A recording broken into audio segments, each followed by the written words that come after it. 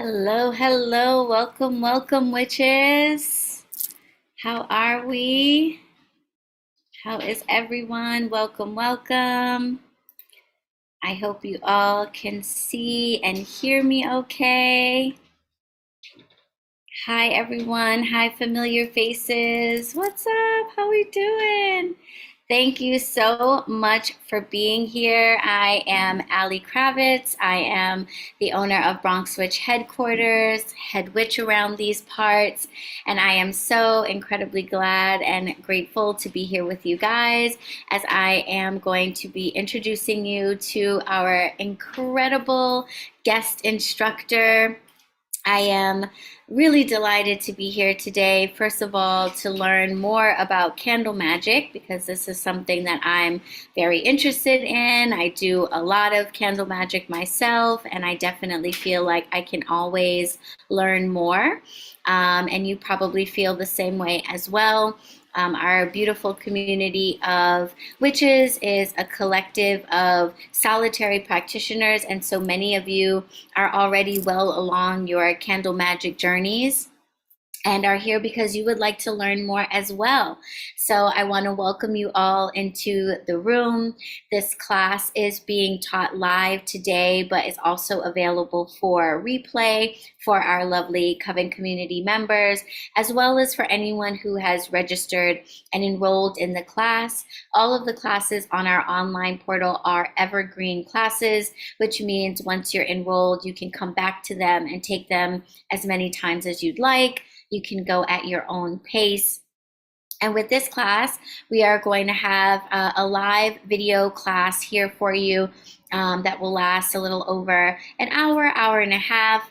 We will have an opportunity at the end for some questions. So as Madam Pamita presents the class to us, if you want to drop any questions down in the chat, if you'd like to hold on to them to the end and drop them in the chat when we get to that portion, we can also unmute you if you'd like to ask your questions out loud, but we'll take care of questions when we get to the end of the class. So I encourage you to take lots of notes, and if you have any questions that come up, just jot them down, and we'll definitely make sure to tackle them when we get to the end. If you are watching this class on a replay, and you have questions, then you can use the wonderful discussion boards that is available with this class. Just in the top right of your class player, you'll see the link to the discussion boards where you can drop questions, and we will make sure they get to the right party so that you get an answer to those. So I'm going to go ahead and introduce our incredible and expert instructor today. We have Madam Pamita with us, who is a Ukrainian American witch, teacher, best-selling and award-winning author of many books, including the Book of Candle Magic. She is a candle maker, spellcaster, and tarot reader. She has a popular YouTube channel for teaching witchcraft, and she hosts the Magick and the Law of Attraction and Baba Yaga's Magic podcasts. And she's the author of Baba Yaga's Book of Witchcraft, the Book of Candle Magic, which I just showed you, and Magical Tarot, as well as being the co-author with Ivo Dominguez Jr. of Cancer Witch, which just came out. She's also the proprietress of the online spiritual apothecary, The Parlor of Wonders, and lives in Santa Monica, California. And you can find out more about Madam Pamita or connect with her through the shop at Parlor of Wonders. So I'm really excited to introduce you to Madam Pamita for this class on candle magic for solitary practitioners. This is a class for all levels and all spiritual paths. So I know we're all going to learn a lot today. So thank you again, everyone, for being here. I also want to let you know that in case you are interested in getting the Book of Candle Magic, which I definitely hope you are, you can grab a copy of it from the HQ shop. And I want to invite you to use the code CandleWitch for 15% off of your order. You can also use the code CandleWitch if you are not already a Coven community member for a full 30-day trial in the Coven community. So CandleWitch will get you 15% off of the Book of Candle Magic in the HQ shop, or a full month's membership in the Coven community here on the online portal. So I think that's all for me for the moment. I'm going to turn it over to Madam Pamita, and I will be with you guys down in the chat. If you have any questions or concerns, just drop them in the chat and I'll be there to help you out. Oh, there we go. Hello, everyone. Well, you know what? There was not a thing that was not mentioned in my bio that I want to mention, which is Allie and I have known each other for years, and I have been following the whole BronxWitch story, probably from the Allie, has it been from the beginning? Pretty much. Before it was a BronxWitch story, actually, back when I was bartending and I was Rockstar Bar Girl, Madam Pamita and I became friends. So this is a huge 180 that I'm so excited about. So even though I might be a new person to you, I have been lurking in the wings, watching all the BronxWitch growth, the beautiful blossoming that has been happening. And so it is just my deepest pleasure and such a wonderful, heartwarming thing to be able to teach and be a guest teacher. It really is a very, very special honor to me, Allie, and to be a little part of the community in this way is like the best, the best. A big part. We're honored to have you. Thank you so much. And I want to say thank you for being here live. It's so wonderful to see you live. Those of you watching the recording, so happy to have you here too. And I'm so excited to share some candle magic techniques with you. We're going to take it all from beginning to end. So there are going to be probably some things that you are familiar with. You may get some new ideas, new inspiration. So I hope that this workshop provides that for you. So without further ado, let's get started. So let's see. First of all, I know we're not supposed to answer questions until the end, but I would love to get to know you since Cynthia and Ahmed, you're here. I would love to know for you to check in, type into chat if you are feeling comfortable to do so, and say hello, and let me know what your most successful candle spell was, or anything about candle magic, or even if you say, I've never done a candle spell before, that's okay too. So I just love to get to know you a little bit before we get started. So while you guys are doing that, I have a little bio page, and I think these are all things that we've talked about already that Allie introduced and told you guys about. But I am the author of the book of Candle Magic. I also am the author of Cancer Witch, which Allie has done Leo Witch. I'm Cancer Witch, so that's super exciting. Another great connection there. I have a book called Baba Yaga's Book of Witchcraft, which is about Slavic magic. I'm Ukrainian American, so this is about Ukrainian magic. And I have another book called Madam Pamita's Magical Tarot, which is now getting a reprinting as Magical Tarot. And that is a book about tarot, reading tarot.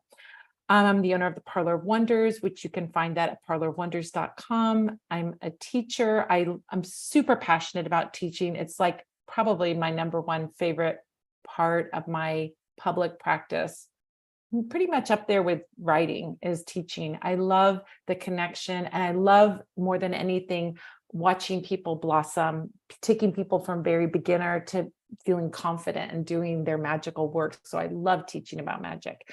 I host lots and lots of workshops. So if you want to check out what workshops I'm teaching, you can always go to witchcraftworkshops.com. That'll take you to my website, to the page where all my workshops are. I also do a live Q&A almost every Sunday, just not on the first Sunday of the month because I teach a workshop on the first Sunday, but if that is absolutely free. And if you want to come to that on Sundays, you can sign up at spellsquad.com. Don't worry, at the end, I'm going to give you a little QR code so that you can do that. And I would love to see you over there. And this is a great little forum where you can ask questions about your magical practice or for recommendations or anything like that.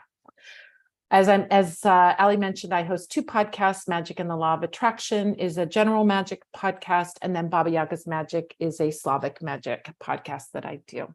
All right, now I want to get to know you. So, Ellie says, I would say that what a great question. I would say my most successful candle spell is currently underway. So I can't get in the details too much. I hear you. When I'm doing it in the middle of my magic, I kind of keep silent too.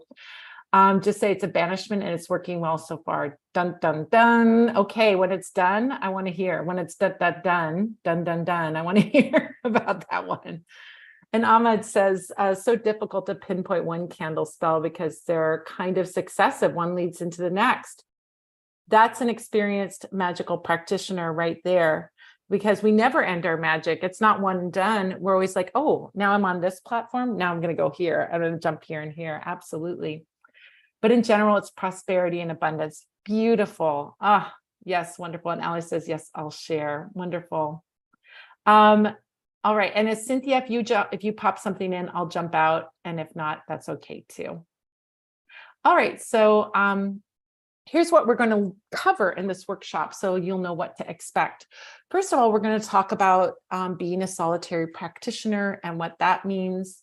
Then we're going to talk about what is magic and having that conversation. It's nice to even bring that back. I know you guys are experienced, but it's good to get that foundation. Then we're going to talk about why we do candle magic. What does it bring to our magic? Do we even need it? Then we're going to talk about the elements, the power of symbol, the power of color, the power of herbs, candle spell timings, candle spell formats. And then now that our candle spell is done, now what? What happens then? This is the part that I get asked probably more than anything about candle magic. I know how to do the spell. I read the recipe. I did the thing. Now what do I do? So we're going to talk about that as well. Cynthia, wonderful. Cynthia says, one of my most successful candle magic spells was a relationship spell and a protection spell. Wonderful. Wonderful. Amazing. Thank you for sharing. It's great to get to know you and know about your experiences. All right, so let's jump into it. So let's talk about being a solitary practitioner. I'm a solitary practitioner. I think a lot of magical practitioners and witches are solitary practitioners, probably the vast majority nowadays. Didn't used to be. Back before the internet and before there was a lot of access, I think a lot of people, you had to join a coven, you had to be a part of a specific community because you were learning one-on-one. So what does it mean to be a solitary witch or a solitary practitioner? Well, it means that you do not belong to a traditional coven. I know you belong to a coven because you belong to the BronxWitch coven, but a traditional coven where you are learning from your group and you are learning only within that group. And you don't practice magic on a regular basis with one group. Now, it also means that you don't have to learn a series of skills to be initiated. This is a lot of freedom. Being solitary means you get to follow whatever path interests you. If you feel like learning candle magic this month and really immersing yourself in that, and then if you feel like learning divination the next month, you can go on whatever twisty, turny, windy path that you want to go on. So with that freedom comes the responsibility of driving your own education. You don't have to follow anyone else's rules but your own. Again, wonderful freedom here. You know, I always say there's no pope of witchcraft. There's nobody to tell you what is doable or not doable, what is right or what is wrong. Your ethics are your ethics, and you get to decide what is right for you. And that's a wonderful freedom that we can have as well. You have the freedom to explore the magical practices that interest you. So if you're like, not interested in divination, don't care, then you never have to do that. And if you're a part of a coven, they might make you do that and go through that, but you don't have to do that. Likewise, if you want to immerse yourself in something very deeply, you can do that as well. Solitary does not, however, mean lonely or isolated, despite what this little meme on the side says. It does not mean lonely or isolated. What does it mean? Well, when you're learning skills such as candle magic, it can be very easy, not if can be, sorry about that typo, it can be very easy to pick up knowledge if you belong to a group that includes experienced practitioners. So yes, a coven is the place that I actually learned candle magic, because I learned candle magic many decades before the internet happened. And so to learn something and to, you know, there were some books on it, but to really learn it, you had to be in a group that was with more experienced practitioners that could teach you. That doesn't exist anymore. Now you can learn lots of different places. If you are a solitary, you can still learn these skills through other means. Some things, such as group rituals, can only be done in groups. That is definitely something that's going to be more challenging, not impossible, but more challenging if you're a solitary. But the great news is that candle magic can be done alone or in groups. and is really an ideal ritual for solitary practitioners, because really, even if you're doing it in a group, there's not that many group candle spells. We usually do it on our own. We might do it on our own alongside of others, but really candle magic is a great solitary practice, wonderful solitary practice, really ideal for that. So if you want to build your magical skills, you do have a responsibility, and that responsibility is to be proactive and seek out teachers, seek out ad hoc groups. So you can do things in groups and find these groups here and there. You might belong to several groups that you hop in and out of. Some you might just do for one time only. Some you might come back and join and leave and come back and so on. But you have to find those groups if you can find those groups. Books are also a great way to build up your magical skills. I think that books, one of the great things about books versus I don't know, some things that we find on the internet. I think we all know that the internet can be a great resource, and it can be a kind of sometimes spotty resource.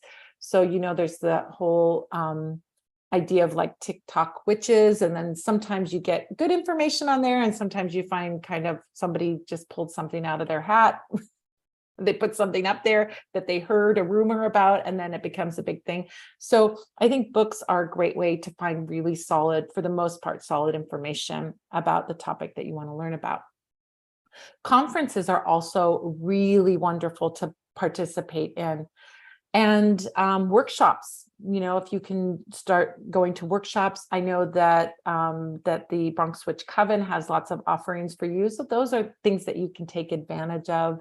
And join those workshops and learn from them. So I think any of these things that you get to really be an autodidact and teach yourself, and you get to choose the path that you go, but seeking out these things is going to be very helpful. There's also videos as well that can show you, but again, varying quality, and you have to have that discernment to go, let me double check on that thing that I'm not too sure about.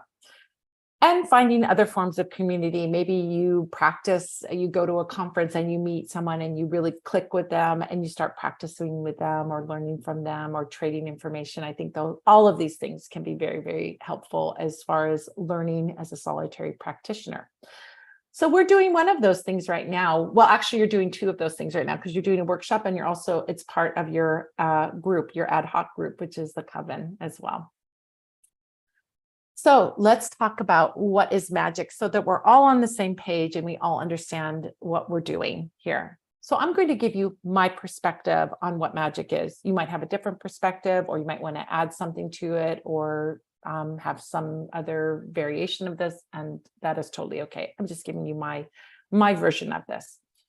So magic is bending physical reality to your will, and often done through the use of spells or rituals. So we can create things, we can bend things, we can move things, but we're moving it to what we want it to be. We're creating it as we wish it to be created, or doing it as we wish it to be done. That's our will, our wish, our desire, and that our will is like, I'm going to do it. And we use spells or rituals to accomplish that. There are lots of different types of spells. Candle magic is only one of those forms of magic. And so there are lots of options that we can choose when we want to create something, we want to move something, change something, or make it be the way we want it to be. So one example of that can be incantations and charms. These are spoken words. So anytime we speak our intention, I even think of affirmations being like an incantation or a charm. Right. So you'll find in like New Age community, speak your affirmations. Every day in every way, I'm getting better and better. That's a spell that you're casting on yourself. And I think it's wonderful and powerful. So you can call it an affirmation, or you can call it a spell, or you can call it an incantation. But that is one way to do magic. Written words and symbols can also be part of our magic, or the magic by itself. Petition papers, name papers, sigils, talismans, these can all be a part of our spell work and our magic as well. We can also use potions, oils, waters, and foods in our magic. So we can create a cooking spell. We can cook something to eat, but we can use those herbs that we know are magical herbs, cinnamon, basil, thyme, oregano, all of these herbs that we use in our cooking can also be used magically. We can make waters that we use, our baths and things like that. Oils that we put on our body, sachet powders that we put on, potions, and so on can all be magical. And these are another way of doing magic. Charms, talismans, amulets, and other magical objects that we bless or that we infuse with our energy can also be used in our magical practice. And candle magic. Candle magic is kind of in its own category. It is sort of some of these things. I guess you could say it's magical object, but it really does have a ritual action to it.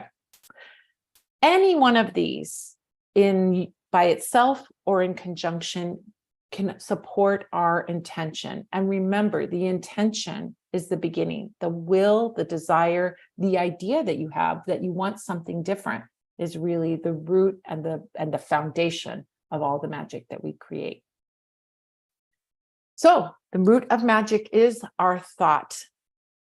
Thoughts create our realities. If you look at everything around you, everything that you're touching, the chair that you're sitting on, the painting on the wall, the floor that's beneath your feet, the building that you're in, even, these were once someone's idea. This was someone's idea. Oh, I want to make a painting that looks like a old-time carnival banner. That was an idea that somebody had. So these thoughts create our realities. That doesn't mean that every single thought that we have becomes a reality, but a focused, intentional thought that we follow through with action and then sometimes add and infuse magic with becomes a reality. Nothing that's human made is created without an idea. And that is a very simple concept, but a mind-blowing concept. Everything had an original idea behind it. Every single thing that is made by a human person is an idea. Not all ideas are magic, for sure. You have ideas all the time, and then this doesn't mean that, sometimes we have an idea and we don't follow through on it. Sometimes we just have a fleeting thought, and thankfully so. Sometimes we have ideas about things that we're anxious about. We don't want those things to be manifested. So it does require magic and will to create some reality. Now, if you are able to laser focus your intention on something with pure focus, you can produce a result. We see this in the concept of as above, so below. This little vintage witch over here pointing up above and pointing down below, just like the magician card in the tarot is saying, if you can think it, it can be created and it can be made. But magic focuses, adds energy, and empowers our ideas to manifest them. As above, so below, as we've mentioned. Another way of saying that is if you can dream it, you can be it. And that is really the infusion of that idea. Oh, okay, so you don't need candle magic, you don't need any of those things. All you have to do is think about it. Well, maybe for you, but not for me. I'll tell you that, because I need something else to help me to get to that result. So if focused thoughts shift reality to our will, why do anything beyond thinking, right? Well, I mean, maybe you're better at it than I am. Why do we bring in material support for our magic? Well, if your intention is an easy one, you may not need anything more than a thought. If I'm like, I want a sip of this delicious water here, I don't need to do more than think about it and then pick it up with my hand. I don't need to do a spell, because I don't doubt that if I pick up this water and I drink it, I'm going to have a nice, refreshing drink. It's a very easy thought. There's no hurdle to get there, right? It's a thought. I do it. It comes to be reality. An easy intention has no doubts surrounding it. And you have confidence that it will manifest, right? So an example, there are lots of examples of easy intentions. I'm going to drink that water. I'm going to go for a walk this afternoon. I'm going to make a delicious dinner for myself. Those are easy thoughts, easy intentions, and we probably will accomplish them. So why don't all intentions manifest? Well, if your wish is a more challenging one, and I do, maybe you do have wishes that are more challenging and than a simple, I'm going to walk around the block later today. And I like to think of an analogy that a wish or intention is like a wheelbarrow, right? A wheelbarrow. If I pushed a wheelbarrow before, you probably have at some point and had that experience. And if you have an easy wish, it's like pushing a wheelbarrow downhill, like a little slope. It's going to be easy and you don't need a lot of help to push that wheelbarrow, right? You're just going down the hill. But if your wish is a reach or your intention is a reach, then you have to put more energy into it to achieve your goal, like this guy pushing the wheelbarrow up the hill, right? Are you a victim of this like I am a victim of overthinking? Do you do this? I sure do this. Overthinking squelches our manifestations. I have been there. I want that promotion at work, but what if my boss doesn't pick me? It's not going to happen. Am I good enough? What if I get passed by again for that promotion? I am a victim of this. I overthink it. I get the idea. It's a great idea. And then I go, oh, wait, what about this? What about that? What about the other thing?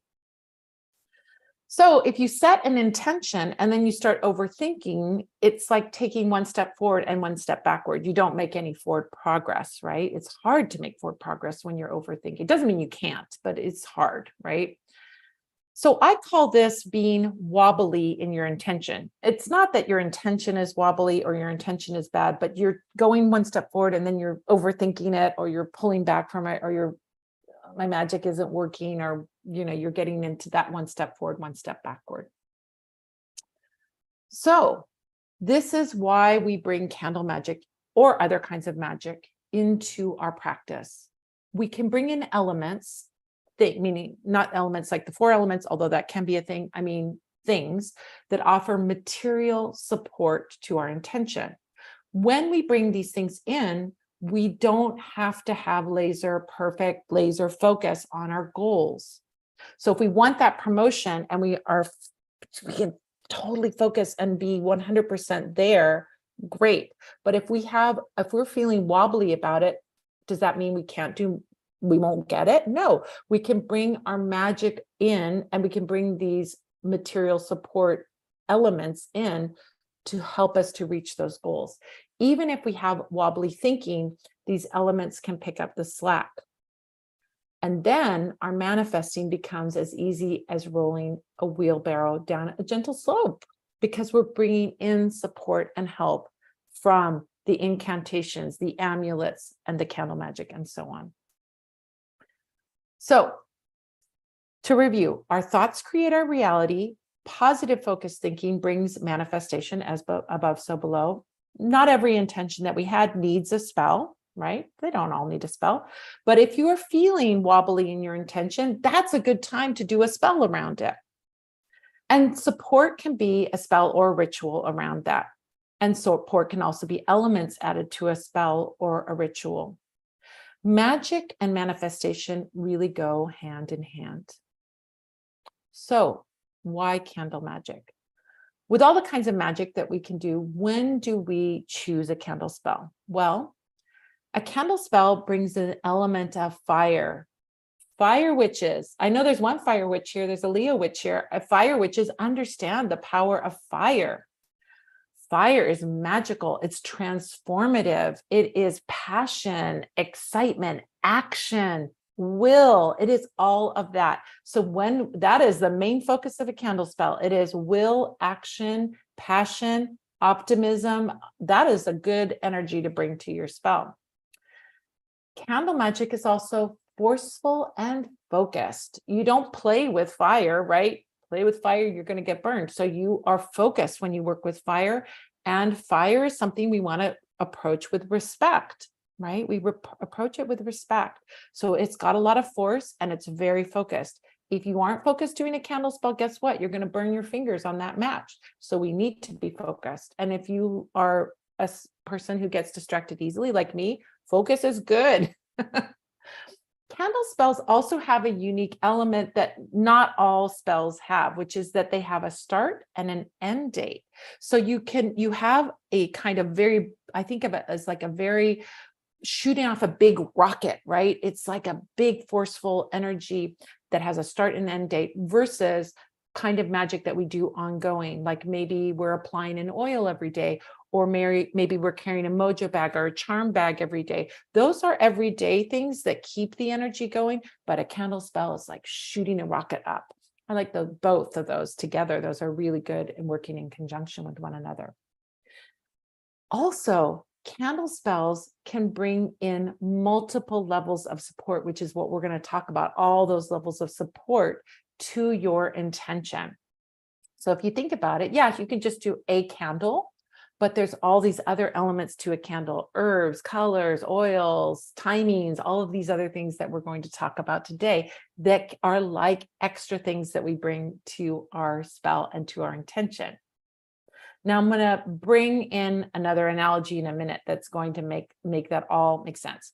So each piece of material support that we bring into a candle spell can add more focus and energy to your intention. It's like adding layers to your spell. First, there's the element of fire.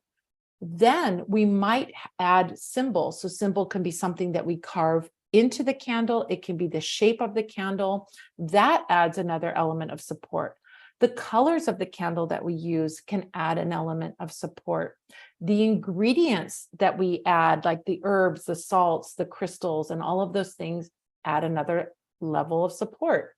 The words that we use, either on our petition paper or our words that we speak as we light the candle, add yet another layer. And the timing of when we start our candle spell also adds another layer of support for our spell work. So you can see a candle has the potential to add a lot to our intention, not just one thing, but many things to our intention.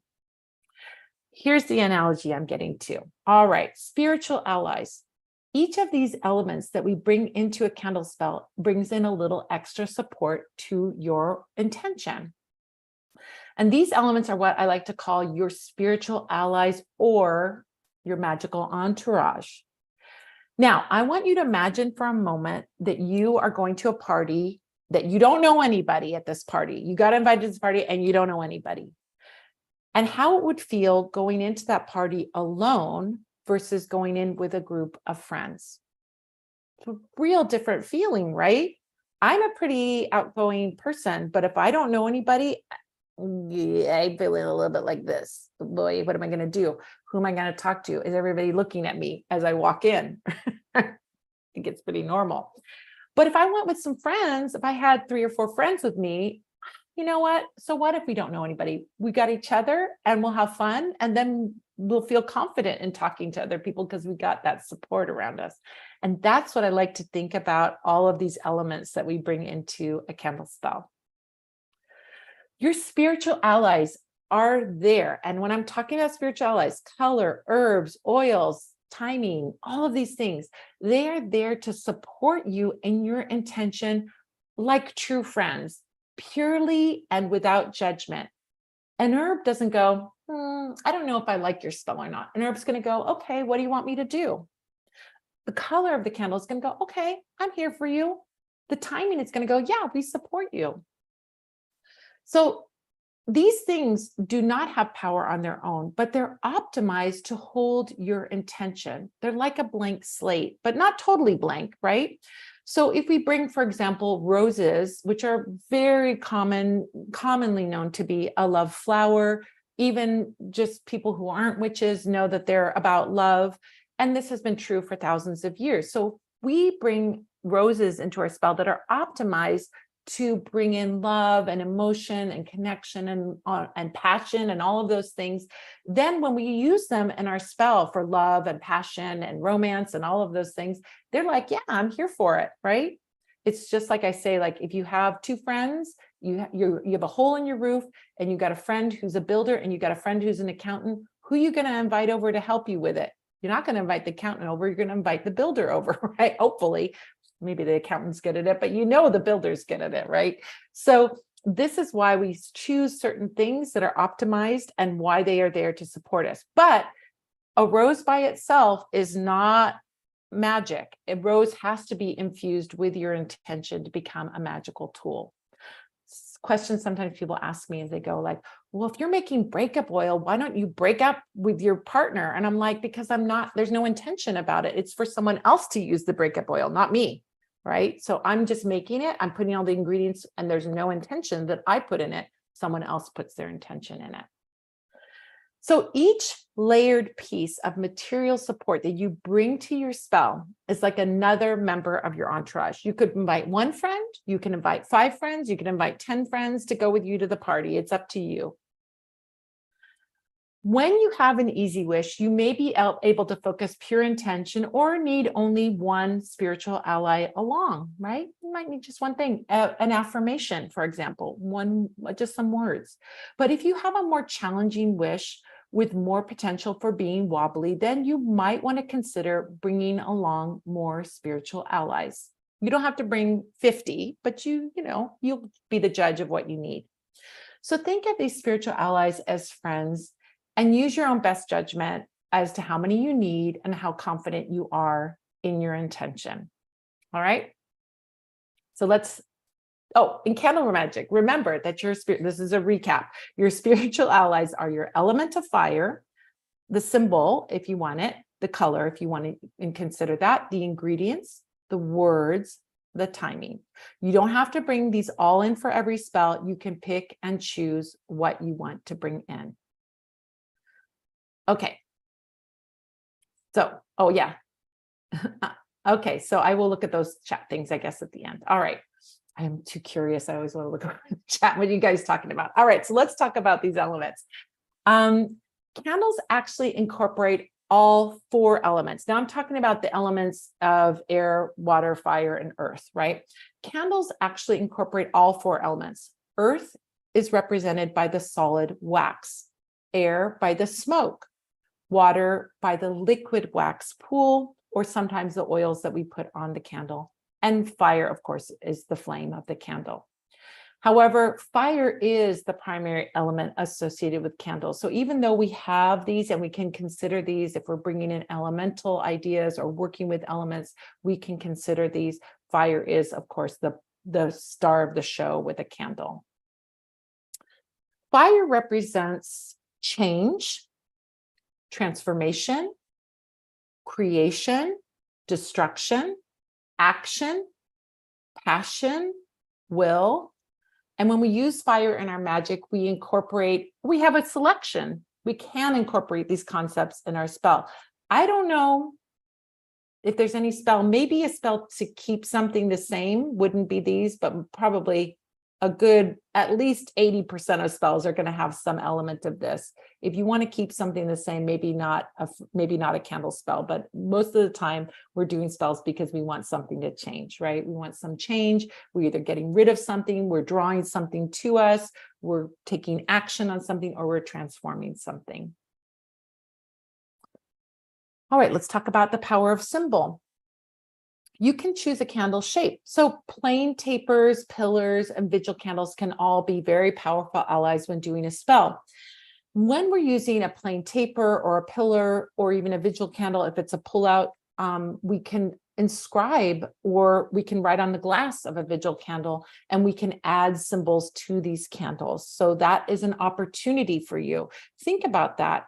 Think about using a knife or an athame or something to inscribe on your candles or add something, write words or symbols, and you can add that as well. Symbols can be inscribed on the candle or written on the glass. You can also choose a candle that has a symbolic shape. These are I call these figural candles, or they're sometimes called image candles because they are in the image of something, or they are a figure representing something. With figural candles, you have the option of bringing in powerful symbols. So I'm going to go through some of those. I think I'll go through some of those. You can be guided to the meaning of a shape, or you can interpret it intuitively. So meaning, you can look it up somewhere, you can look it up online, you can look it up in my book. I talk about different symbols and shapes and what they mean. But I also encourage you as experienced magical practitioners to trust your own intuition. If you're like, this star, this 8-pointed star to me means like the the big bang. I'm going to make a big change. It can mean that. It could also mean a peaceful night with a beautiful star in the sky and peace and tranquility. So use your intuition and lean on your intuition to interpret shapes and symbols and what they mean as equally as you lean on anybody else, if not more. Your intuitive connection to it is going to be more powerful than someone telling you this is used for this, unless you look at someone else and what they're telling you and go, oh yeah, I agree with that. Then great, you can take that and add it to your understanding of that symbol. So what could a heart symbolize? Well, I think that is the easiest question in the world. It can mean love. It can mean emotions, right? It can mean all kinds of emotions, not just love, right? It could mean the physical heart. So what kind of spell could you use a heart for? Well, what do we think of immediately? We're going to do a romantic love spell, right? That's mostly probably what we think of when we see a heart-shaped candle. But it could be about friendship or family connections. It could be about emotional healing. Maybe your heart is hurting and you want to do some emotional healing. Hey, maybe someone's having open heart surgery and you want that surgery to go well. So it could be for the physical healing of the heart as well. So think outside of the box when you look at these symbols, and you can start at your initial idea, but you could go, hey, I could use that in some other ways as well. Here is another example, an owl. What could an owl symbolize? Well, I think we all have heard of the wise old owl, so wisdom, right? It could be knowledge. You've always seen that like little owl with like the little graduation cap on his head. He's going to school, right? So it could be about school or knowledge or something that you're learning. But owls have big eyes and they can see in the dark. So it might be about seeing the unseen. Owls are silent flyers. It's an amazing, amazing thing that owls can fly absolutely silently with no sound. So maybe you don't want your thing to be seen or heard, or you want to keep silent about something, or you don't want anyone to find out your business. You can use this owl candle for that.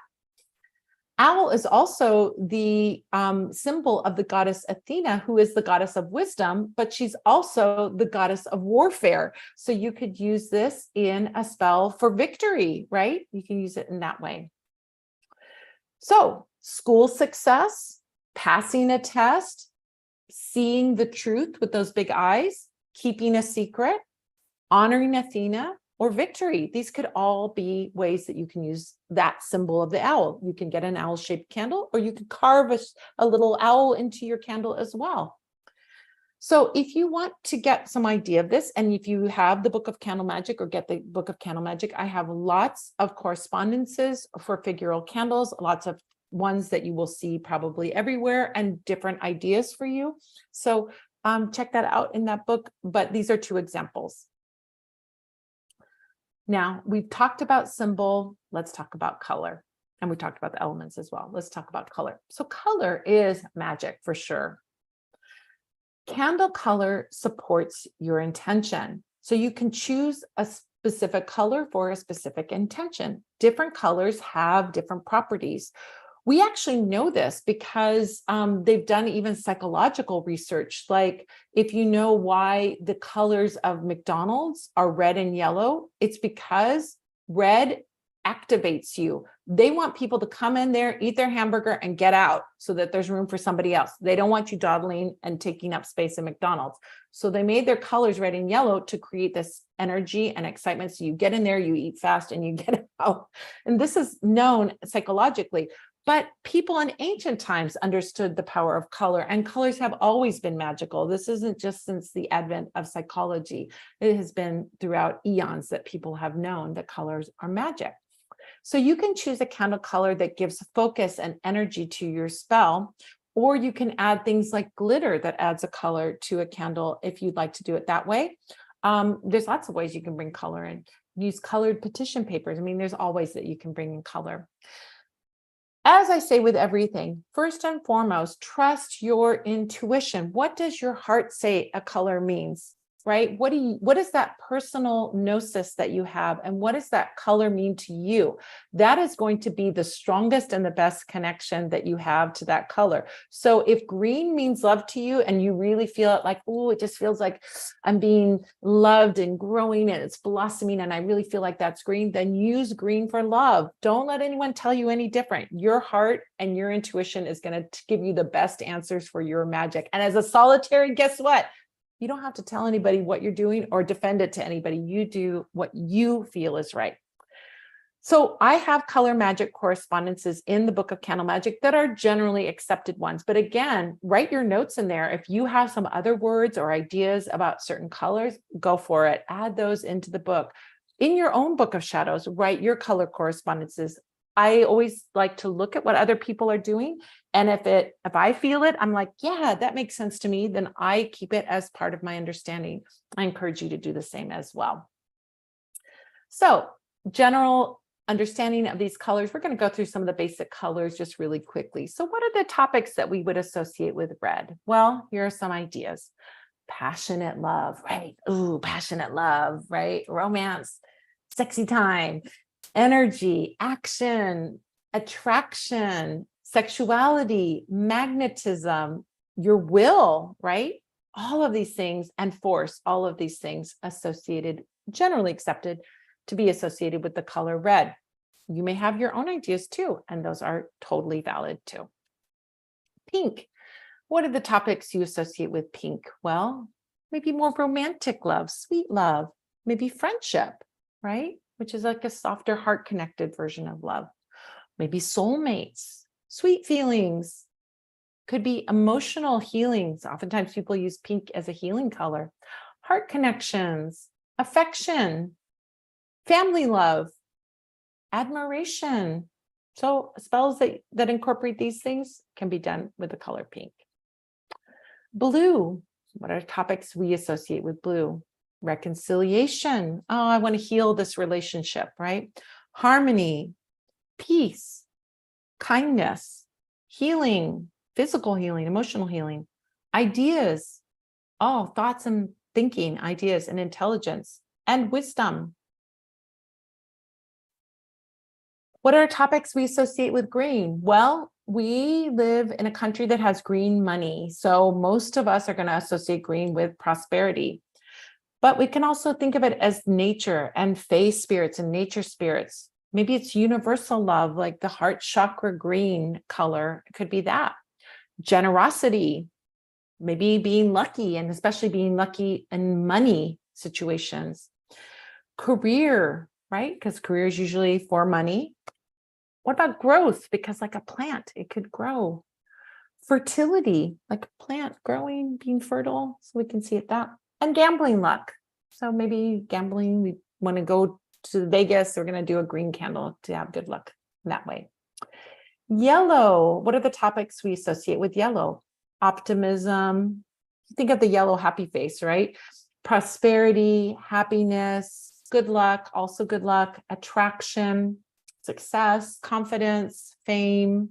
I think of that like a big yellow star being fame, right? That fame energy. The sun, when the sun is big light, right? And so it's like that shining that big light, the biggest star in our sky.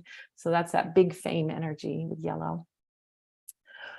Orange. So orange can be new opportunities, new ventures, new beginnings. Orange blends yellow, all that stuff of yellow, luck, success, and all of that with all that fire red, which is about action, will. So we think of all this opening up energy. It can also be about encouragement or opening the way, removing blocks, ambition, creativity. Purple. What are the topics we associate with purple? Well, purple was the color of the royalty. So we think of empowerment. It can be about commanding energy, mastery, ambition, achievement, and charisma. But it can also be about our connection to the psychic realms and spirituality as well. Charisma, Riz, as my kids say, right? All right, so brown, what are things we associate with brown? So brown is about justice. In hoodoo, it is justice work with brown. But I also think about brown being balance, grounding, Legal matters, it can be about that. Being down to earth, fidelity, reliability, nature. I think of the earth, that solidness of the earth, and also the beautiful fertility of the earth as well. Black, what are topics we associate with black? Can be about banishing, uncrossing, can be about endings, domination and control, protection. I love black for protection. I think of black being like that cloak of invisibility, right? Beautiful black, like, oh, it's like nighttime and invisibility. Reversing work can be done for cursing work. It can be used for shielding from negativity or the evil eye. And it can be used also for secrecy as well, keeping things quiet and secret. Black owl candle, boy, that would keep a lot of secrets, right? White. So what are topics we associate with white? Cleansing, clarity, blessing. I also think of like white being like a blank slate energy. Truth, spirits or the spirit world, sometimes psychic connection. And white can be used as that blank slate energy, all-purpose color, because it really has, it's no color. So it can be used if we can't find the candle that we need or the color that we need, we can always use a white candle for anything, actually, just because it's blank slate energy. Now, let's talk about the power of herbs. So choose your oil. Quality oils contain essential oils which are extracted from herbs. So when you have an oil that has essential oils in it, you are using herbs in your spell. And I think that everything has energy, but I do think that living things, as opposed to a chemical, completely artificial thing, it just has a different vibration. It has the life force of the plant in it. So I always sort of lean toward those versus fake smells. I love a fake smell, don't get me wrong, but I like to lean in my magic toward the natural, and essential oils have that energy of the plant that they are taken from. You can choose an oil based on your intention. So you can choose a spiritual oil blend that has been crafted by a reliable spiritual worker that already knows the herb correspondences and can do that. However, you guys are experienced witches, so you can create your own oils. There's nothing wrong with that. And it's actually quite a powerful practice. If you make your oil that you're going to use in your candle spell, that adds another layer of intention because you were intentional in making that oil.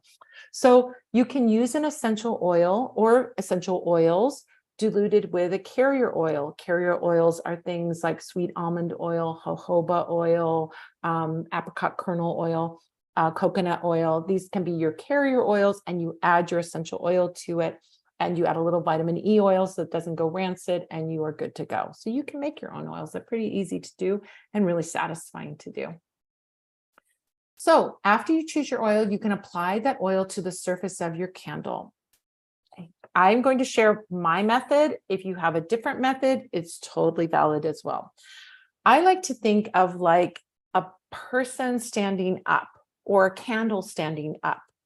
If I think about upward energy, it's like filling up something, right? Like I'm filling up my bottle, I'm filling up my whatever, right? And if I think of something going down, I think of it as going away. Our natural kind of, if we see some dirt or some dust on our arm, we don't brush it up, we brush it down, right? We brush it off of us. We brush dirt in a downward motion so we can get it off of us. So I think of upward being bringing in and downward bringing out. If you have another method that you like better, it is totally fine. But I'm offering this as if you don't know what to do or you haven't thought of this before. So when I work with a candle, I apply upward from the base to the wick when I'm bringing something in. And I apply the oil downward from the wick to the base when I am expelling something. Now, you can choose another method that works for you, but this is just an offering of how I do it. Now, you can choose herbs based on your intention.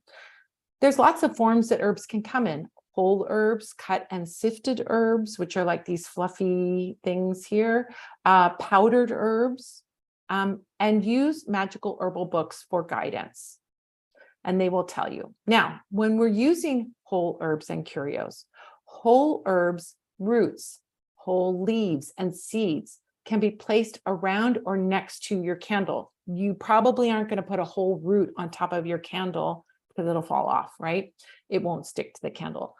Now, the great thing about whole roots in particular, or whole herbs or seeds, is that they can be retrieved after the candle spell is complete, and they can be used as a talisman. They now contain the energy of that candle spell, and they can be used as a talisman. I think about these big things like buckeyes and nutmegs, whole nutmegs. They can be taken out and used again, as long as it's along the same lines. You don't want to use it for a different type of spell, right? As long as it's the same spell, you can carry it with you as a charm or place it on your altar and so on. And they can also be added to another spell as long as that spell is for the same purpose, right? So if you use, let's say, a buckeye to have good luck in a job situation, I wouldn't take that buckeye and use it in a gambling spell. Two different topics, two different things. Even though they're both about money, it seems like they're too far apart, right? So if you use that buckeye for a job spell, use it for another job spell, maybe for promotion or raise or something else. This is like that building that Ahmed is talking about, like you're building on something. This is a lovely way to connect your spell work if you're constantly working on that same thing, but tweaking it a little bit different every time. They can be carried or placed on an altar to keep the spell's energy going. And that's why I love having a big talisman, a crystal, an herb, or some big curio in my candle spells whenever I can. Cut and sifted herbs, leaves, roots, and seeds can be sprinkled around or next to a candle. Light and fluffy herbs that are cut and sifted can be sprinkled on the surface of a candle after an oil has been applied. They will stick to the candle. Now, I always say that with a caveat. Be sparing when sprinkling on a candle, as dried leaves, petals, and stems can be flammable. Also, even if you're putting it around your candle, you may want to put it at some distance from where the flame is going to be, because they can catch fire. I've had that happen. So I'm just saying from experience.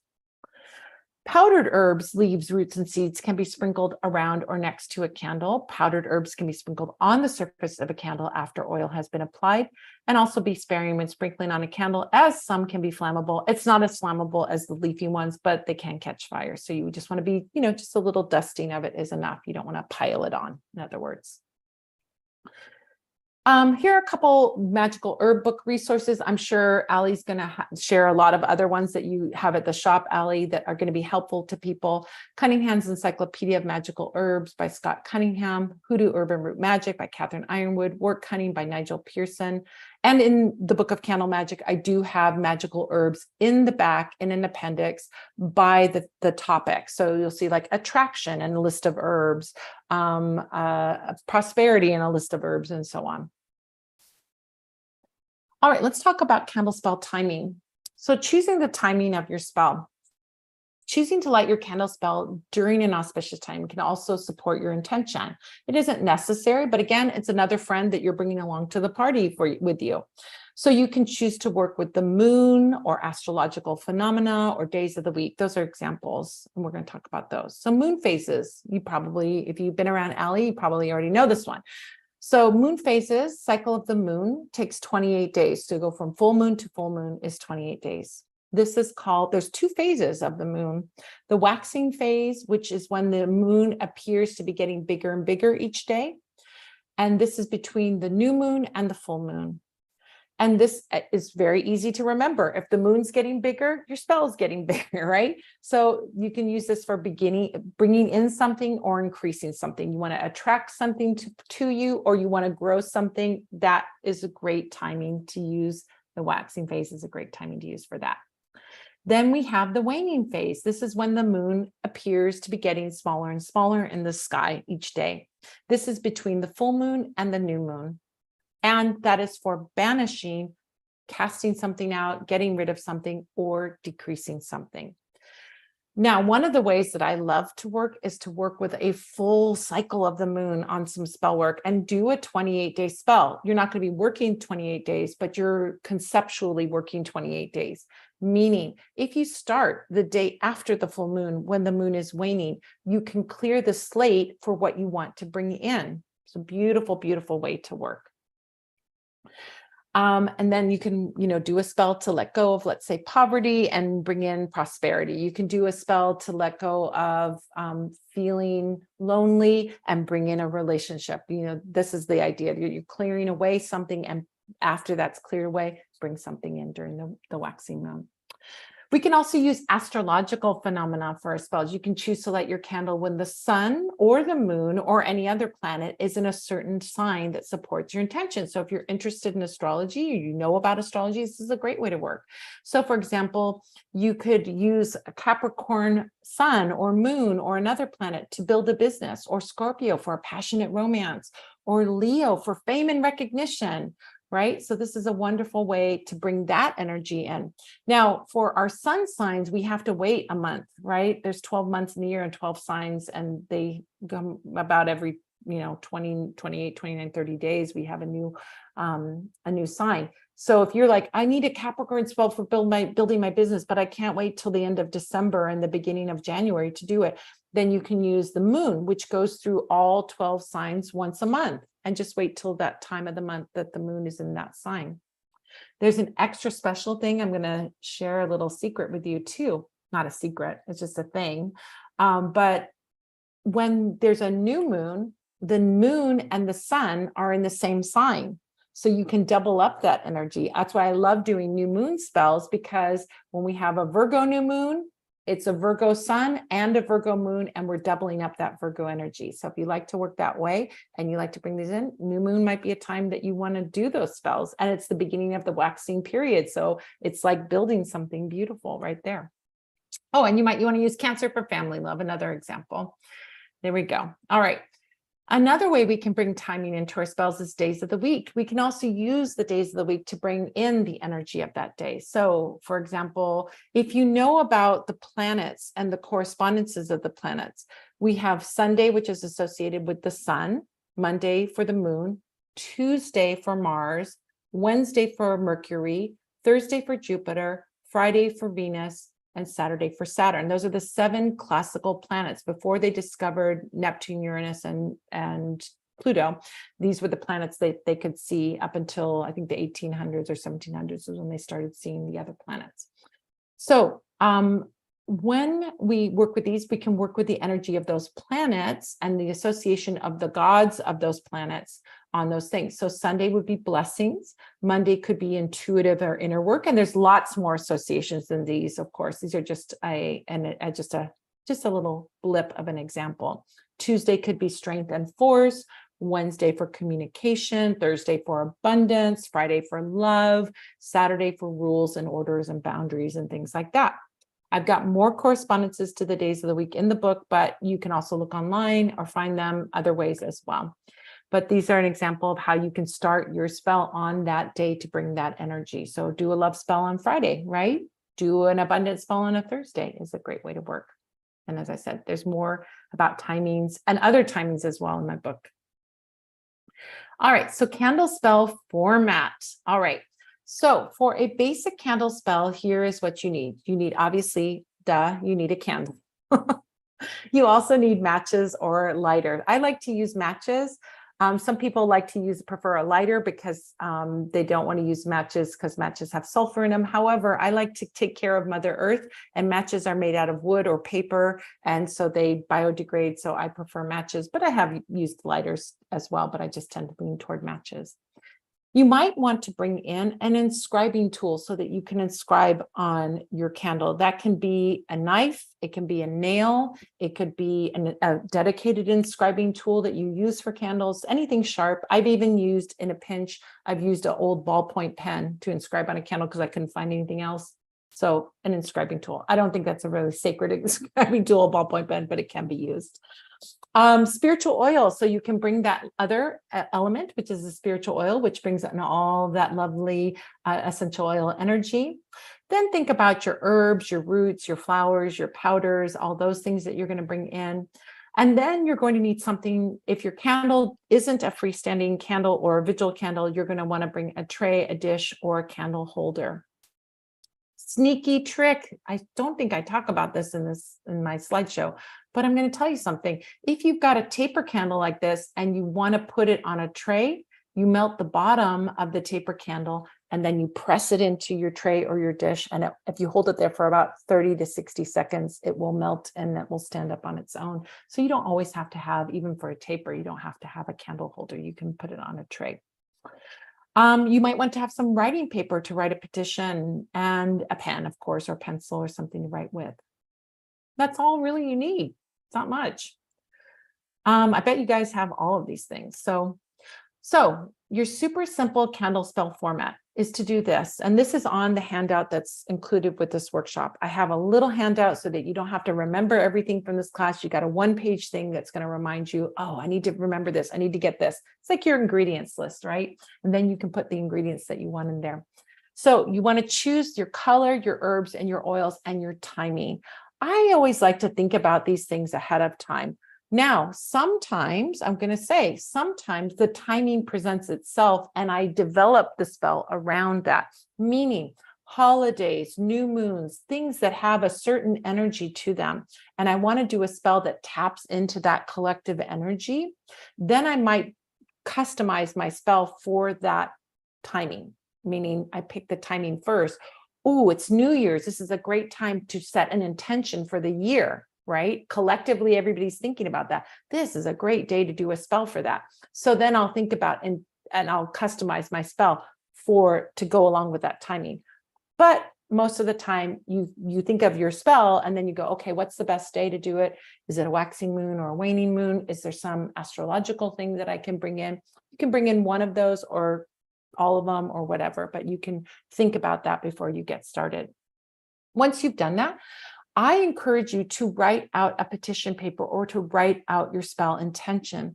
The reason is this: we can have an idea. I have lots of ideas, but if I write down that idea, I'm committing to that idea. I challenge you to think of something that you don't believe in and write out something you don't believe in. It's really hard to do. It's like your heart isn't in it. You're like, what are the words? If you don't have that passion, that intention, or that desire, you won't be able to write it down. But if you do, that writing is like creating a contract with the universe where you commit to this thing, you commit to it. And I love that writing down aspect. I really do believe that it empowers your spell. You can write it on paper or you can inscribe it on your candle as well. That could be another way. Inscribe on your candle. You can inscribe your name, you can inscribe a word of your wish, or you can inscribe your whole wish on there, or you can inscribe a symbol on your candle. Any of these can be done.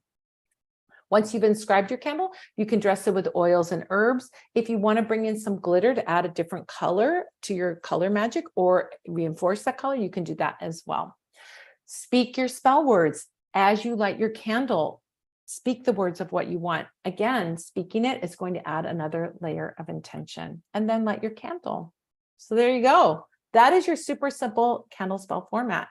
So wonderful, easy to do, wonderful to do, but now we can think about these things in new ways and understand how they empower our spells. So let's talk about these. Create a petition paper, write the focus of your spell, clarify your intention. That's another thing that writing does. Sometimes I have lots of ideas, but if I have to write it in one sentence, it helps me to clarify and get to the essence of what I want. Sometimes I even would say this: write out like a stream of consciousness thing of all your wishes, and then pick the sentence in there that encapsulates it all and use that as your petition. As I said, it causes you to commit to your intention. If you're halfway there and you're really not feeling it, you're probably not going to write it down. You're not going to put in the energy and effort. Write your ideas down in a rough draft and then distill them into one positive statement, right? I will get that raise. I will get that promotion. I will be in a relationship, right? Distill it into one positive statement. You can write this on a small 2 to 3 inch square of paper. That's one way of working. Or maybe it's a paper that has a shaped symbol, a heart-shaped paper, a star-shaped paper. That could be another way of working as well. You can fold that paper toward you if it is something that you want to bring in. Again, symbolically adding energy to our spell because we're pulling that toward us when we fold it toward us. If it's something we want to get rid of, fold it away from you, and then you're symbolically sending it away. And then place that paper under the candle holder or the tray. You can place it under the candle, but it's adding another thing that can catch fire, and it's just as powerful under the tray or the candle holder. So I recommend doing it there. Inscribing on our candle, you can use a nail or knife or an inscribing tool, and you can write your name. If you're doing a spell on someone else, you can write their name, or both of you, you can write both of your names, or you might want to write keywords or phrases. Again, I like to think of that vertically going up for things I want to attract, vertically going down for things I want to banish, and horizontally for things that you wish to maintain or stabilize. Other people, other students that I've had have brought up other ideas. Well, can I go around the candle like in a spiral? Absolutely. I mean, this is just a simple version, but it's hard to write in a spiral. So if you want to write in a spiral, that's fine. Maybe you want to write on the top of the candle because you have a vigil candle or a big pillar candle. That's fine too. These are just some basics.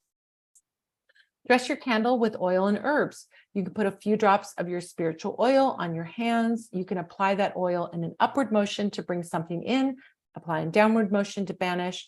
Then, if you'd like to, you can apply some herbs. So here's some taper candles that I stuck onto the plate by melting the bottom. And I had applied those herbs onto those exterior of those candles. If you have whole herbs, remember to put them next to the candle. Cut and sifted can go around the candle. Light herbs and powdered herbs can stick to a candle surface with oil. And then you set that candle in your holder or on your tray. Now it's time to set your spell in motion. Speak your spell words.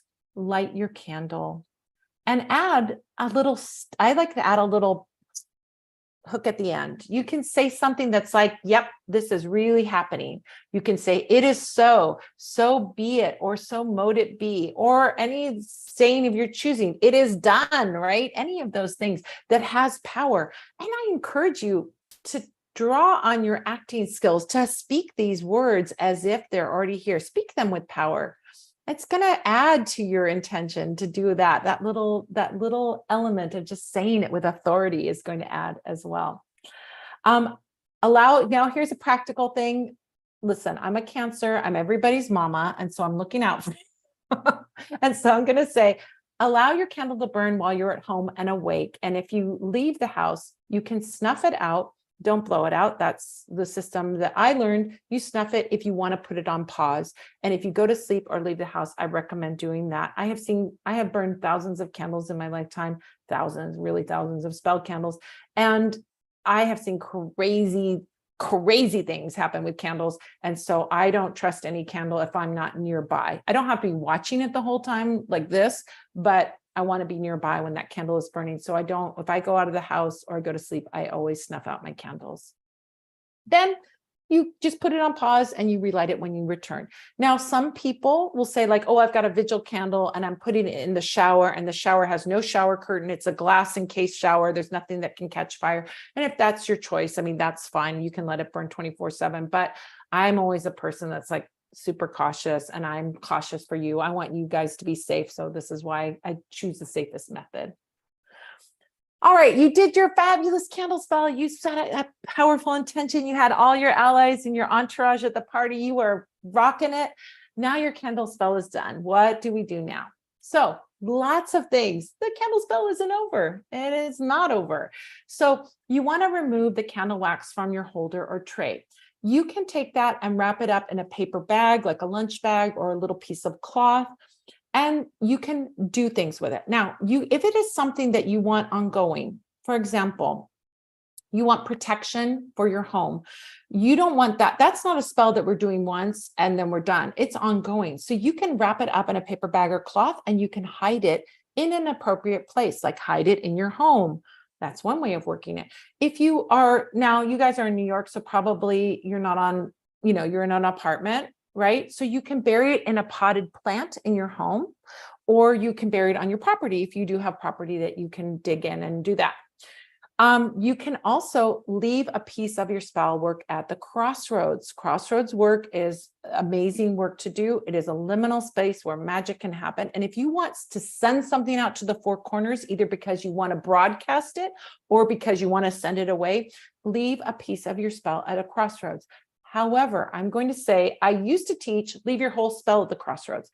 However, as I have developed as a witch and my own practice changes, now I just leave a little piece of a spell at a crossroads for two reasons. Number one, I don't want to be a litter bug, right? Am I going to leave a big bag of wax and herbs and all that stuff at a crossroads? That's, and crossroads an intersection where two roads meet, right? First of all, I don't want to litter. Second of all, someone's going to touch that, and I don't want anybody else touching my spell work. I don't want to draw attention to it and have someone touch it. It's just my personal, doesn't feel right to me. So now I just leave a little piece of wax, like maybe the size of a quarter, at a crossroads. No one's ever going to know it's there. Cars are going to run over it. It's all going to do its thing. It'll just go into the crossroads and become a part of the crossroads, and no one's going to pick it up, right? So that's just the way I have evolved as a practitioner, but you can do either one, as you feel fit. Here's a fantastic thing you can do. You can make a talisman. Maybe there's a piece of the candle that came off that's super interesting to you. Or if you're working with a beeswax candle, you can soften that wax in your hands and roll it into a ball. And you can make a talisman that carries the energy of that spell that you did. And again, put it on your altar, carry it with you, put it in a charm bag or a mojo bag. I mean, there's all kinds of things that you can do with that talisman. Even this, you can throw your candle remains in the trash. What I like to do when I throw things into the trash is I want to be very clear that I am not throwing my intention away. I am not throwing the spell away. So I look at these things as wonderful helpers, but I now disconnect my spell from the helpers. And I say the spell is complete.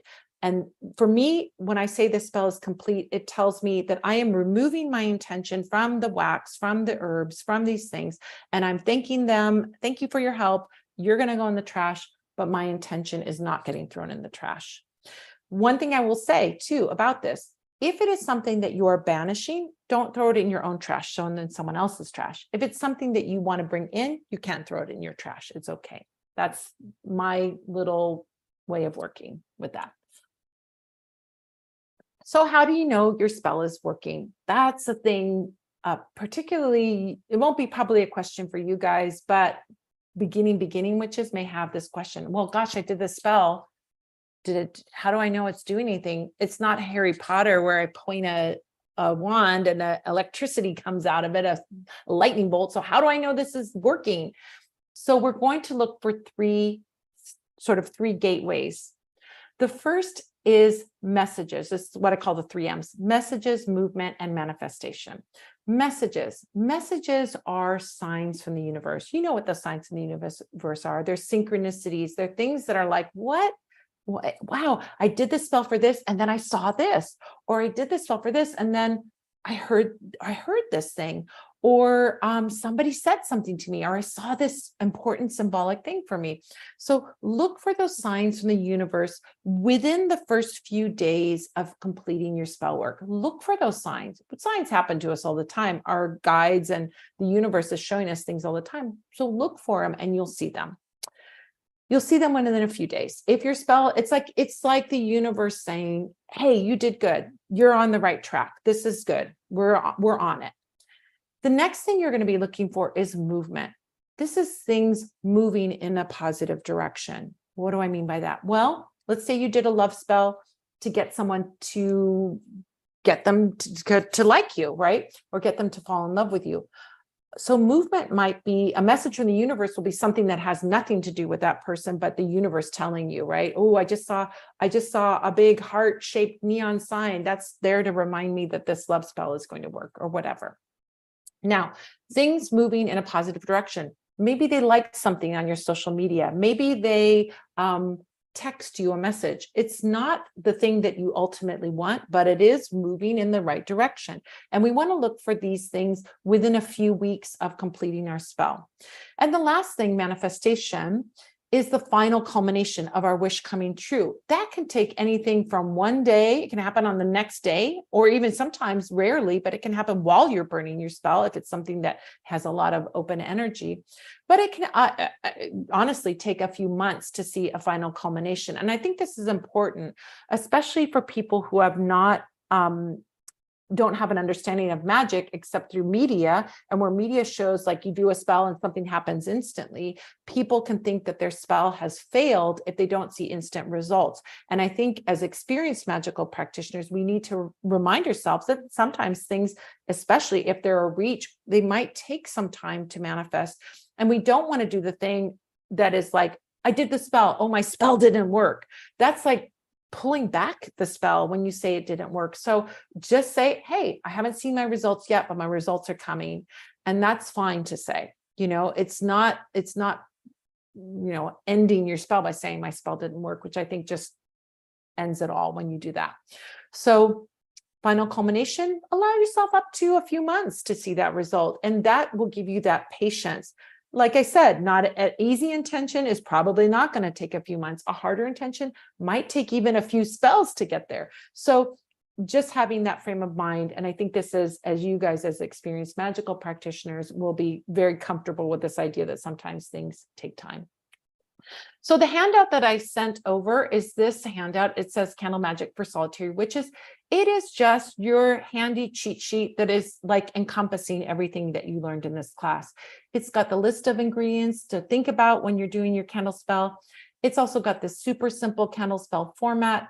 It's like your checklist of what to do. And I think if you have this, you can add this to if you have a book of shadows, you can copy this into your book of shadows or add it to your book of shadows, just as that reminder of like candle spells can be really easy and you can create them as you wish. And you can just look at this checklist and go, yeah, I got that, thought about that. And then you can make your plan ahead of time of what you're going to do and all the steps, including what to do after they're done.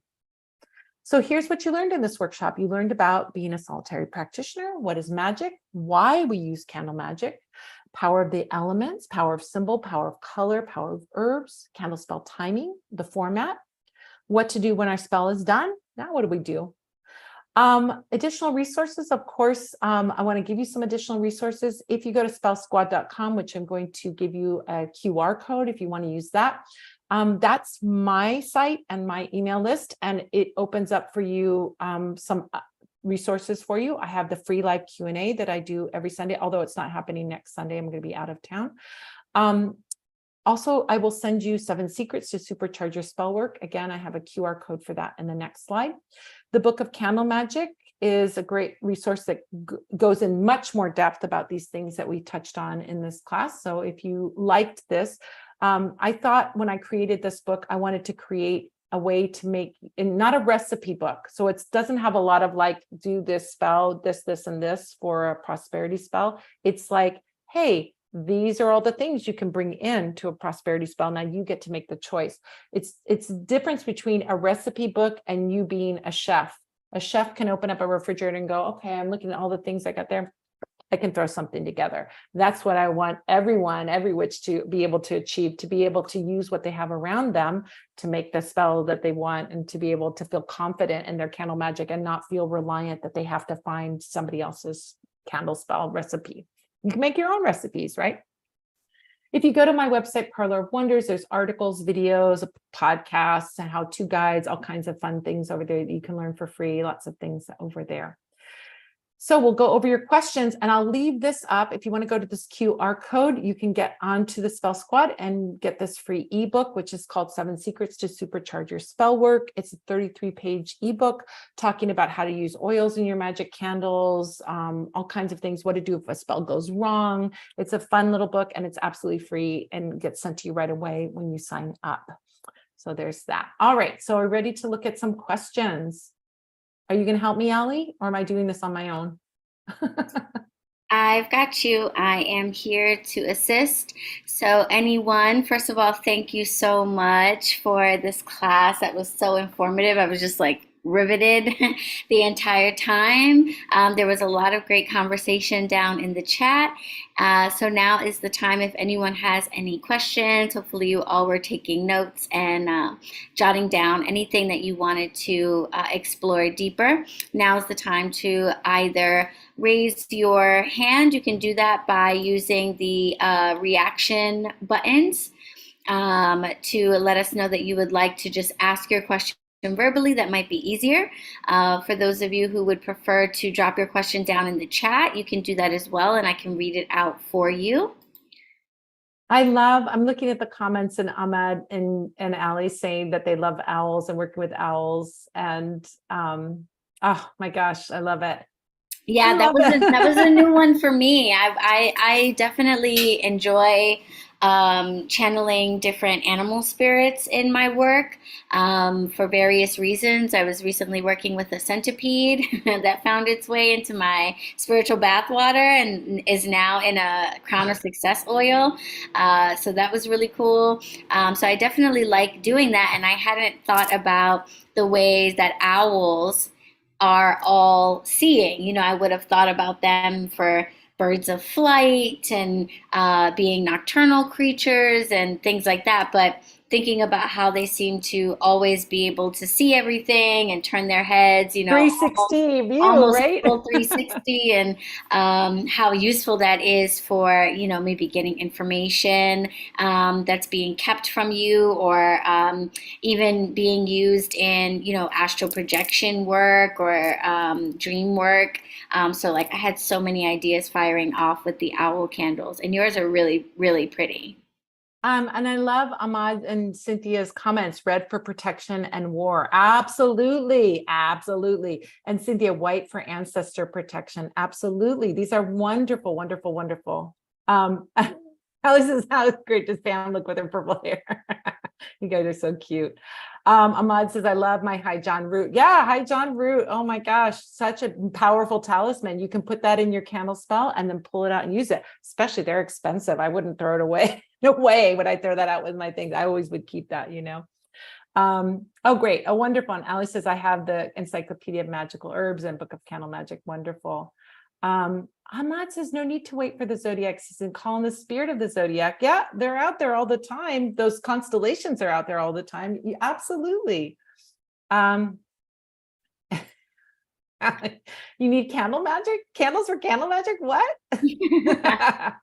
Oh, and then you have the cast iron candle holders. Wonderful. Those, I love those little, they are, so, I love a cast iron anything. I'm just like that, you know, so I love those little candle holders. Wonderful. Yeah, they can get hot when they burn down to the bottom. So I definitely recommend, if you guys have those types of candle holders, that you put them on a good surface that is fireproof or that is metal even. If you guys have cast iron cauldrons or pots that you use for smudging or anything like that, you probably already know one of the reasons why cooking with cast iron is so great is because it's such a wonderful conductor of heat. So if you're cooking, let's say, a piece of meat on a cast iron skillet, it's going to get hot really evenly all the way through.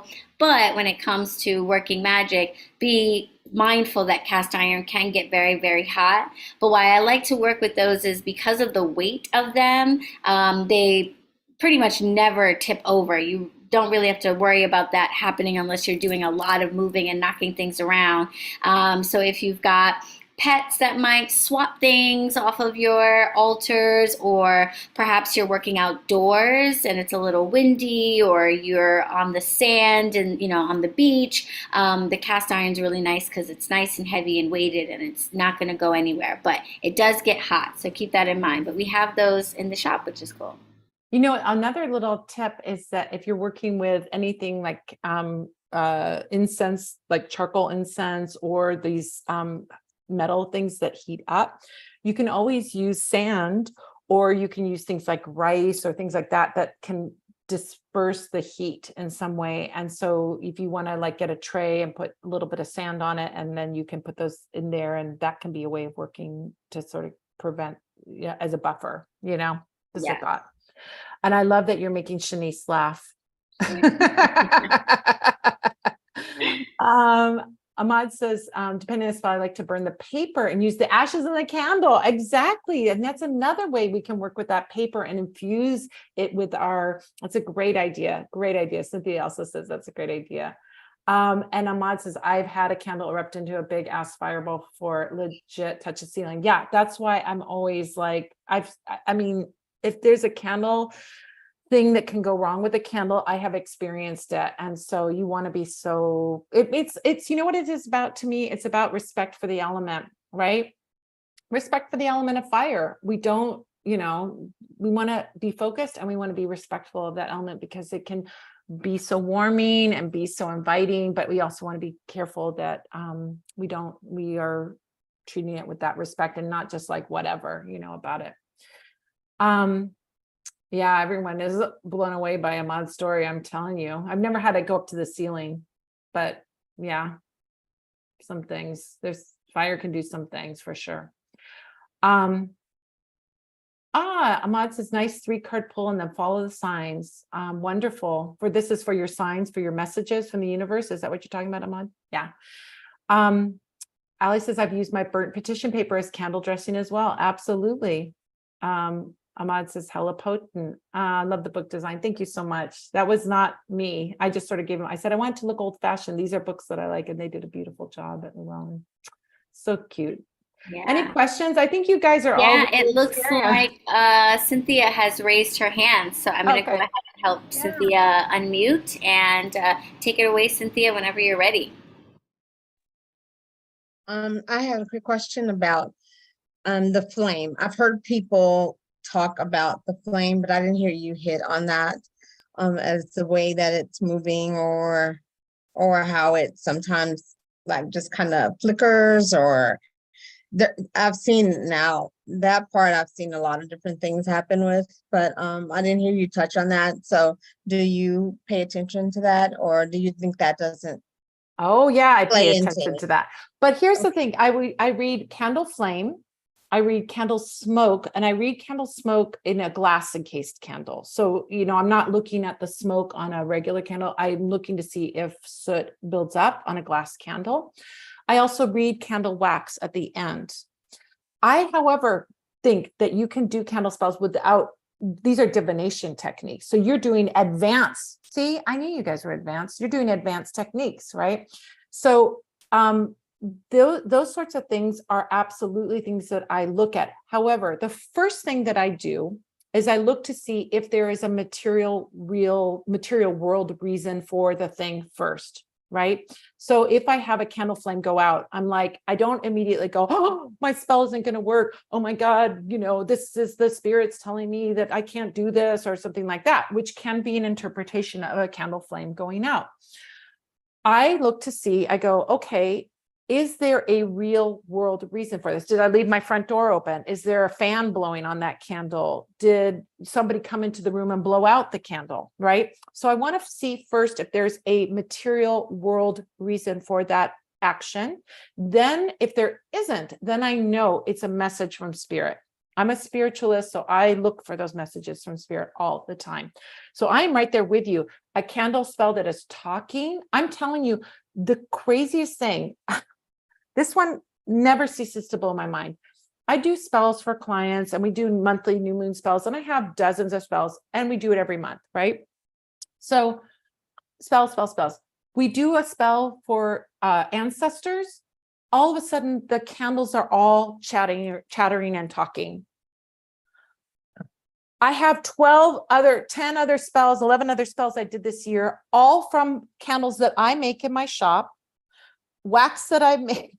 They're all made with the same wax. They're all made by us. And why are these candles talking? The unusual is what I look for. If it is something unusual, and that surprised me and didn't surprise me. Like I surprised me like going, what? Like I have done 11 spells this year and now the 12th one, which is the ancestor one, the candles start talking. And I mean the tapers, and not just the master candle. It's like, what? So then I pay attention and notice, you know what I mean? And I think when we get experience, I can tell you're experienced because when you're experienced, you know when to pay attention to one of those things and when to go, yeah, it's just the air conditioning, making that flame dance around. So that's what I look for first, as I look to see, is there a material thing? And then then if there is something that is no material reason for it, then I start paying attention. And that example of the ancestor candles all chitter chattering and making noises, I'm like, there's something here. Maybe this is our next class. Allie, maybe our next class is capnomancy, wax reading, flame reading, and smoke reading. I mean, yeah. Yeah, that would be a great Cool. follow-up to this because we've gotten such a great foundation for those who are newer to candle magic, but for those like you mentioned in the room who are already casting candle magic spells, we've learned some more tips, some more insights, maybe a deeper understanding of why candle magic is so effective. And then to me, the logical next step is what happens when the spell is done. We've got the signs that take place to indicate whether or not our spell is working, how quickly it's coming into be.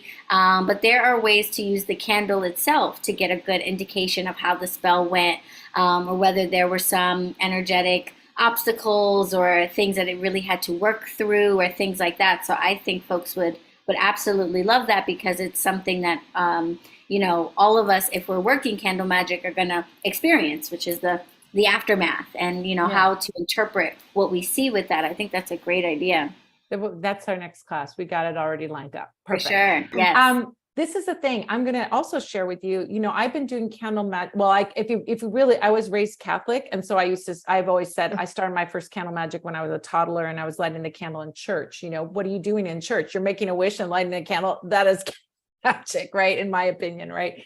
And I still go if I'm in a church like in Europe where they have beautiful candles. I still light a candle and do a spell in a church. I don't care. I'm going to do my spell work everywhere. But I really started doing witchcraft candle magic when I was in my teens, 20s. I'm 59. So I've been doing this for a long time, but I will tell you that probably for the good first couple of decades that I was doing candle magic, I was only doing the spell and I wasn't doing any divination. So it is a legitimate practice to just do the candle spell and not do the divination practice. I think that divination definitely adds something, but it is not a requirement. You don't have to do the divination if you're not interested in divination or you're just starting out. I don't want to overwhelm somebody by saying, oh, now let's look at this and this and this. I think this is, I would consider that a more advanced technique, but you're experienced and advanced. So yeah, we can look at that and I can share what I know about it. I'm so happy to share it. And I think that might be our next workshop. That'd be fantastic. Yeah, thank you. I think that would be amazing. Thank you so much, Cynthia. Great question. Great question. Thank you. Yes, very good question. It looks like we have another from Ahmad. So I'm going to help him unmute and take it away whenever you're ready, Ahmad. Yes. Can you hear me well? Mm-hmm. So I wanted to ask you, because you got a chance to ask us, so what was your most potent or your most memorable candle spell that you've done? Well, a first one that pops into my mind, it's not a good one, but it pops into my head, so I'm going to go with it. I did a love spell to get this guy to fall in love with me, and I did a passion spell, and he was crazy about me. And then I decided I don't want to be in this relationship anymore. And he wouldn't leave me alone. So I had to do another spell to get that in that thing. So that spell works, but I don't it's like, be careful what you wish for, right? Yeah. That one is definitely an example of that. But that's just the first one that popped in my mind. I do lots and lots of spells, of course. I've done many, but that one, I think because of the impact and I relate it to when we do a love spell, I think there's ways that we can maybe make it a little bit better if we leave it a little more open-ended rather than I want this person to fall in love with me and be obsessed with me, because it can happen. And then if you decide you don't want them to be obsessed with you anymore, it is a big pain in the butt. That's the lesson we learned in the craft, right? The classic movie that we all love, right? It's like that. And I think that honestly, there's no, I don't believe in coincidences. And so I don't think that it is a coincidence at all that that love magic has often been candle magic, that's such a go-to for that, because when, as Madam Pamita mentioned, when we're working with a candle, we're working with all of the elements. And that fire element is a really intense one, as Ahmad found out with his fireball. So, that element can really, once it starts, it's an element that's very difficult to control. And I guess really all of them are, but fire in particular can, you know, go from a tiny little spark to a roaring blaze very, very quickly. And so that can be helpful and advantageous for you if you need your intention to come to be really quickly or really intensely. But as Pammy points out, when the intensity is a little too much, you know, it can sometimes take more spell work to undo it, or be a little too hot, you know, to handle. So candle magic is both incredibly effective and can work really quickly, but maybe it's even more important when working with the element of fire that you be very clear about what you want, or that you really give it some thought, or like Pam says, give it maybe a more open-ended objective, so that that blaze is maybe dispersed a little bit into your universe and not quite so intense in one place. Yeah. Oh my gosh, that one. Yeah. It's like, it's not, you know, a question that I get asked is like, do spells backfire? And I say either a spell does something or it doesn't do something. It doesn't backfire. I wouldn't consider that a backfire. I'm considering that a spell that worked really well. That spell worked really well, but it wasn't, I realized my intention when I was hot for him was great. But then when the relationship wasn't what I wanted, it was hard. It was hard to get out. He kept pulling me back in, pulling me back in, pulling me back in. Oh, he was a really master at it. I'm just going to say I'm a Cancer, and he somehow intuited that all he had to say to me was, you're really breaking my heart. You're breaking my heart that you're leaving me. Okay, I'll come back. I'll try. I went through 4 rounds of that, and then I finally was like, enough. Yes. Can't cord cuttings all day. Yeah. I wish him well, but we were a good couple together. That's all I'm going to say about that. So, yeah. So anyway, so I think about, you know, this is like, yeah, that's probably the one that comes to mind, but I've had lots of spells that weren't quite so dramatic and hilarious, make a hilarious story like that one. And I know that Pam has another class, if you can believe it, after all of this, another class coming up soon. Yeah. So if there are any more questions, now is the time to drop a reaction, raise your hand, or drop it down into the chat and I can read it for you. I don't see anything in the chat. So now is your chance, folks.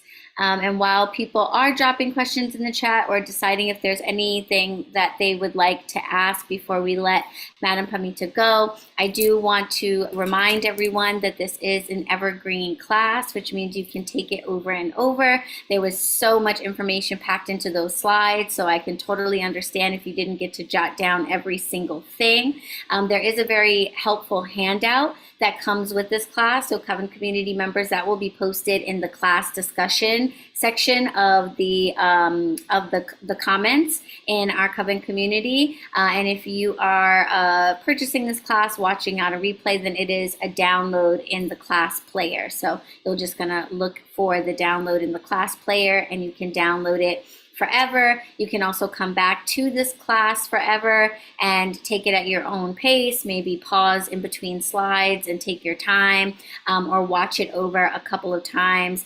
And you always have access. And then if you have any questions for Coven community members, the class discussion board is a great place to continue the conversation. And for folks who registered for the class outside of the Coven, there is a discussion board on every lesson of this class where you can leave any comments or ask any questions. Those questions will come first to Nuri, our wonderful portal administrative assistant, and she'll do her best to answer the question. And if it's something specific for Madam Pamita, we'll definitely make sure that we reach out to her for more information. But you can also find Madam Pamita at theparlorofwonders.com and connect with her on YouTube and all of the different spaces that we shared with you in the beginning. I can say I try to tune into the live tea parties on the Zoom room on Sundays, and that is a great place to get questions answered. There's always a topic that is discussed, but there's also a Q&A at the end where Madam Pamita will take any questions on any topic. So definitely feel free to follow up with her there. And I want to remind you that you guys have a code CandleWitch, which will get you 15% off of the Book of Candle Magic, which is available in the HQ shop and wherever books are sold, as well as a free month's membership in the Coven community if you aren't already a member. And I see one last question from Cynthia. So I'm going to go ahead and let her ask that question before we wrap up and head out for the evening. And I have it's two quick things. What time is it? Is it on Sunday? Is that on YouTube? You Is that on guys are, YouTube? you're all East Coast, right? You're all in New York? I'm Okay. Central. I'm Oh, Central. Central.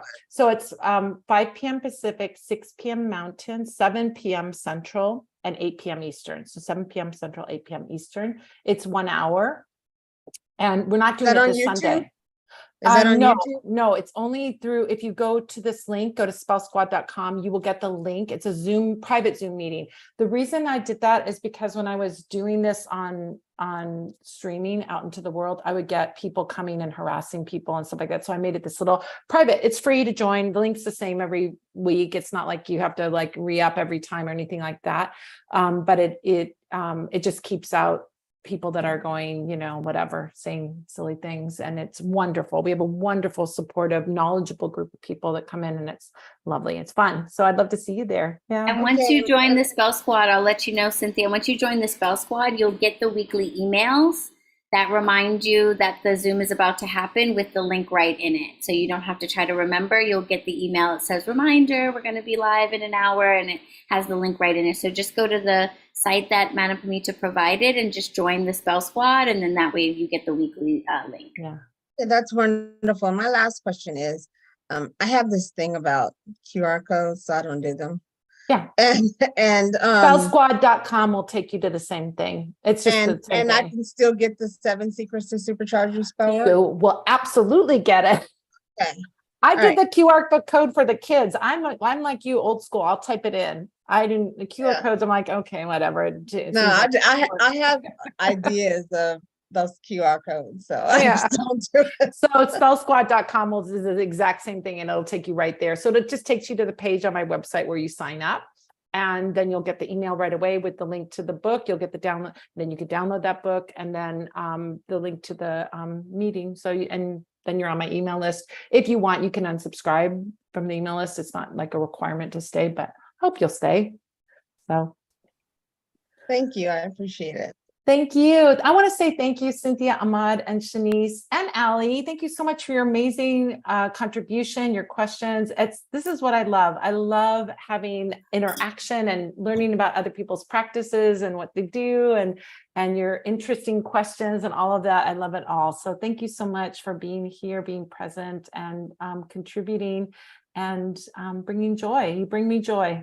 Love teaching, and I love being in communion with you. So thank you for letting me sneak into the BronxWitch HeadQuarters. Yes, no, you didn't have to sneak in. The doors are welcome, wide open for you.